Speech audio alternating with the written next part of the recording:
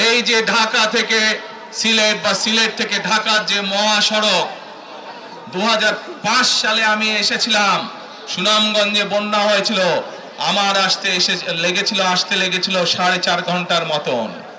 কিন্তু আজ আমরা দেখি 10 ঘন্টার মতন সময় লাগে। সিলেটের এই পুণ্যভূমির মানুষ, বহু মানুষ আছেন যারা লন্ডনে যাতায়াত করেন, লন্ডন যেতেও এত সময় লাগে না, প্লেনে করে যেতেও। এই হচ্ছে আজকে উন্নয়নের ফিরিস্তি।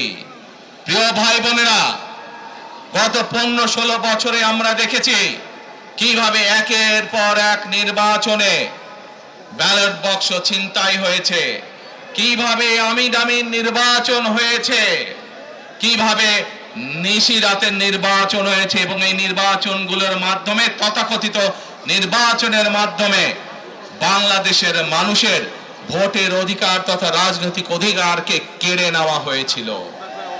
RFL gas stove hassle free auto ignition নিশ্চিত করে ঝামেলাহীন রান্না। আরএফএল গ্যাস স্টোভ নিরাপদ ও ঝামেলাহীন। আজ আমরা এখানে একত্রিত হয়েছি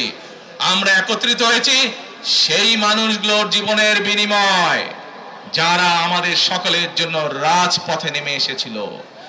আমরা আজ এখানে একত্রিত হতে পেরেছি সেই মানুষগুলোর ত্যাগের বিনিময়ে যারা বিভিন্নভাবে নির্যাতিত হয়েছে, অত্যাচারিত হয়েছে, পঙ্গুত্ব বরণ করেছে। 2024 সালের 5ই আগস্ট ছাত্র জনতার অভ্যুত্থানের ভিতর দিয়ে বাংলাদেশের মানুষ 71 সালে যেভাবে দেশকে স্বাধীন করেছিল, 2024 সালের 5ই আগস্ট সেই স্বাধীনতাকে বাংলাদেশের মানুষ রক্ষা করেছে তাদের অধিকারকে প্রতিষ্ঠিত করার জন্য।